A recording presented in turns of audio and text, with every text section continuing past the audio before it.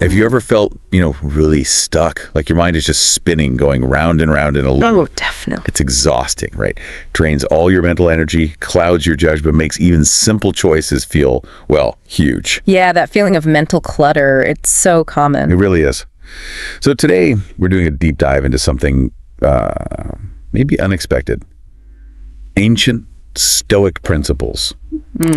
Often seems quite serious, maybe a bit philosophical. Yeah. But they actually offer some really practical, powerful tools to fight that very modern issue, overthinking. Absolutely. It's a perfect antidote in many ways. Our mission here is basically to give you a shortcut, a way to understand how to use these, timeless ideas. Yeah. To help you get back some control over your mind, find a bit more peace, more focus in your life. And it's such a critical challenge because overthinking, what is it really? It's dwelling excessively, right? Yeah. On thoughts, decisions, problems. Not just thinking things through. No, it's more like ruminating, getting stuck in this persistent cycle of anxiety and self-doubt. And what triggers it usually? Oh, so many things. Common stressors, pressure at work, complex personal relationships maybe. Or just trying to make the right choice all the time. Exactly, that internal pressure for perfection.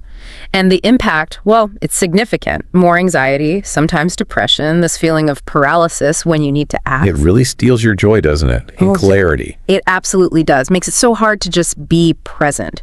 But that's where Stoicism comes in. And it's quite powerful. It gives you this framework. A framework. Yeah, by teaching us to really focus on what we can control versus what we cannot. And that offers a clear path, really, a way to manage thoughts more effectively. Okay, so let's unpack that. Let's get into some actual Stoic strategies. First one you mentioned, mindfulness. It feels foundational. It is. Prazosh, they called it. Prazosh. Yeah. Vigilant attention, right? Yeah. To your inner world. But for someone really caught in that overthinking loop, how do they even start? What's the first practical step? That's a great question because prazosh isn't some, complicated ritual. It's really about developing this awareness of your thoughts, your impressions as they pop up. Just noticing them. Noticing them, yeah, without immediately judging them. A really practical starting point. Just focus on your breath. Seriously. Okay. Take a few minutes, maybe each day. Inhale deeply, hold it for just a second, and then exhale slowly. Simple. Very simple. But it does more than just calm you down. It helps cultivate that stoic vigilance, like Epictetus talked about. Examining each thought and asking, is this in my control or not? So it grounds you. Exactly. The goal is to be fully present, engaged in whatever you're doing, eating, walking, just sitting quietly. It's about being consciously here, not lost in worries about the future or regrets about the past. Right. And building on that idea of control, another cornerstone of Stoicism, Right. Focus on what you can control. Sounds simple, but isn't it easy to mix up influence with actual control, especially when you really want to control an outcome? How does Stoicism help draw that line?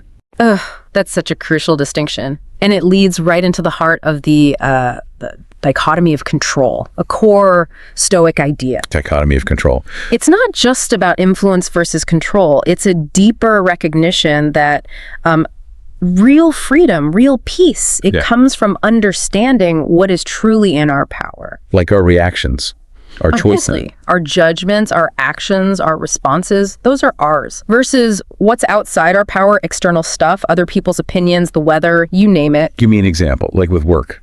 Okay, work project. You absolutely control the effort you put in, right? How much work you do, the quality you aim for. Sure. But the client's final decision or what your colleagues think of it, that's external. Not in your direct control. Okay, that makes sense. Or like if someone criticizes you. Exactly. You choose how to respond to that criticism. That's your power. But their initial opinion, their reaction, that belongs to them. So worrying about those external things is just wasted energy. Worse than wasted, it actively creates anxiety.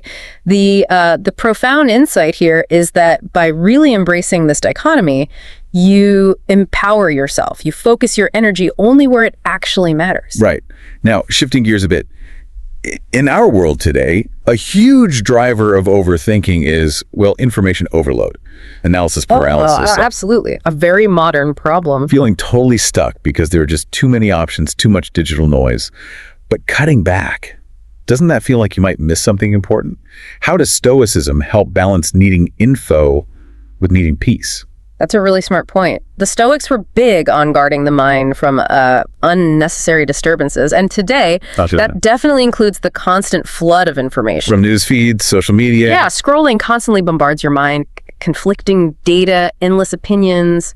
It makes it incredibly hard to focus on what's actually essential. So what's the Stoic fix? Just disconnect. Not necessarily disconnect, but be intentional. It's about setting boundaries, not building walls. Like specific times for news.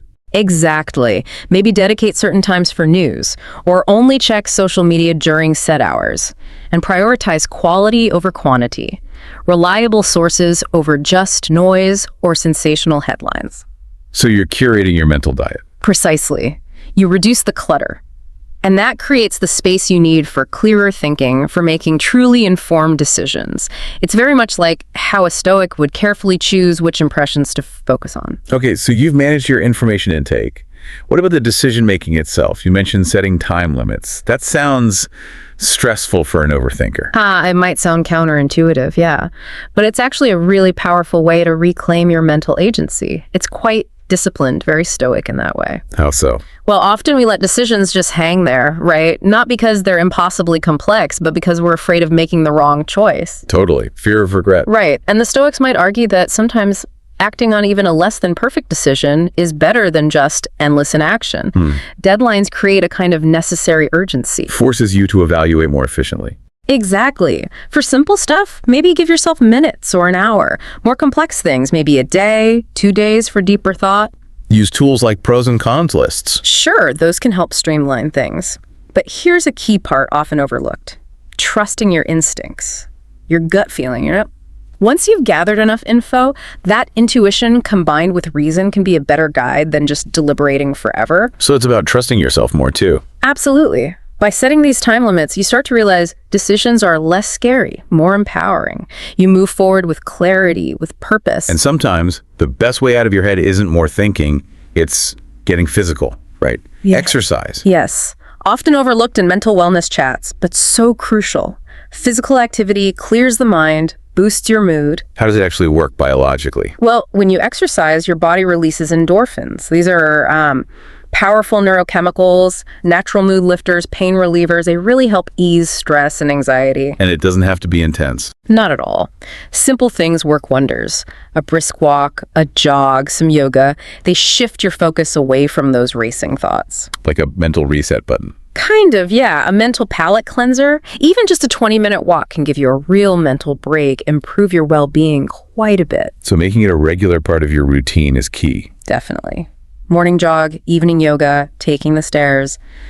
It's not just physical health, it directly boosts mental clarity and resilience. Speaking of clarity, journaling. That feels like a really potent tool for processing everything, getting it out of your head.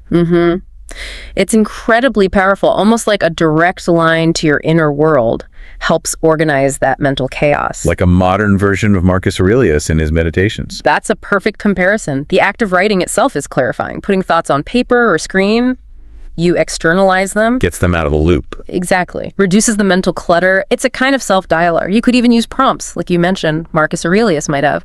What am I grateful for today? Or what challenges did I face? How did I handle them? Yes. Those kinds of questions encourage positive thinking, sure, but also deep self-awareness, which is so central to Stoic practice. So consistency is key here too. Absolutely. Make it a daily habit, even just 5 minutes. That consistent reflection. It builds a clearer mindset, gives you invaluable insights into your own patterns, emotions, reactions. Okay, and the last strategy. Sometimes you just can't wrestle with it alone. Right. Reaching out for support when you feel overwhelmed. What's so important, and something the Stoics, with their emphasis on community, would understand, you really don't have to carry that mental load by yourself. It feels like admitting defeat sometimes, though. I know, but it's the opposite, isn't it? We often hesitate, see it as weakness, but we're social creatures. Sharing your thoughts, your feelings with people you trust, friends, family, a mentor. It brings relief, perspective. Immense relief, yeah. And perspective is huge. Just voicing your concerns out loud can lighten that mental burden significantly. What about support groups? Great option too. Or online communities focused on mental wellness. Connecting with others who actually get what you're going through can be incredibly validating. It takes courage, though. It does. But remember, seeking help is really an act of strength. It's self-care. Acknowledging you need support leads to insights, encouragement, and builds that network you need to navigate challenges more easily. Okay, so let's quickly recap this deep dive. We've covered quite a bit of Stoic wisdom for tackling overthinking. We have. Practicing mindfulness, that prosoj, staying vigilant, really understanding and using the dichotomy of control, focusing only on what's truly yours. Mindfully limiting all that information coming at us. Yeah. Setting those time limits for decisions to encourage action. Crucial. Getting physical, using exercise to clear the mind, Right. journaling for that self-reflection like the ancients. Yeah. And finally, embracing this strength and seeking support from others when you need it. Each one a practical step. Right. Each one rooted in this, timeless philosophy, Yeah. but designed to boost your mental clarity, your emotional well-being right now. Exactly. And looking at the big picture, this journey away from overthinking, it really starts with small steps. Yeah. Small, consistent action. Not a giant leap overnight. No, it's about gradually building that inner resilience. So thinking about all these ancient Stoic ideas we've discussed, maybe a final thought for you listening. What single, small, consistent action could you commit to starting today? What one thing might make the biggest difference in managing your own mental chatter and finding a bit more inner peace?